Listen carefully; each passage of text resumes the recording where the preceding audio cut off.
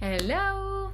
I did it! This is the end of day 4, and I can proudly tell you that I'm not slow or unable to think creatively without approximately 250 milligrams of snooze in me and being on the verge of a nicotine poisoning at all times during the day. So yes, I am not unable to work.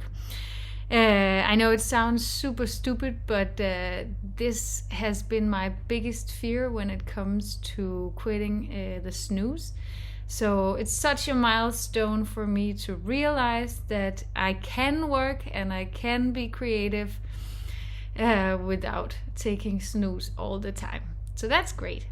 And this morning I woke up, got ready and got out of the door, and I only realized after leaving the apartment that I hadn't been craving my regular morning snooze that I had been taking for the past 12 years. That was pretty awesome too. At work, I have oftentimes discussed with my partner in crime, and we have discussed my disability to get angry or openly being frustrated, at least in a public setting. And I have over the past few weeks kind of realized how I might have used nicotine as somewhat a mood stabilizer over the past 12 years.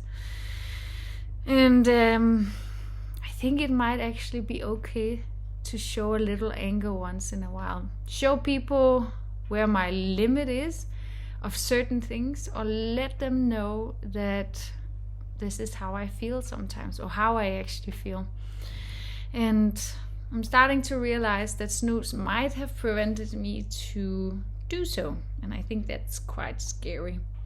So if you're sitting out there with a nicotine addiction, I think it's quite important to ask yourself, am I using it in situations where I don't want to show people how I feel? Or am I using it to calm myself down to avoid a discussion? Or am I numbing my emotions not to seem too vulnerable? At least all of these questions have been occupying my mind lately, and I think it's important to start questioning these things to yourself. Anyways, I have been researching quite a lot lately on the benefits of avoiding nicotine or quitting nicotine, and I think it's quite surprising how little there is to find on the benefits of quitting nicotine in itself. Because if you Google that, you will get a lot of hits on the benefits of quitting the cigarette. So I think that's quite surprising. And in terms of apps or motivational apps that can help you, there's not a lot to find. Everything is on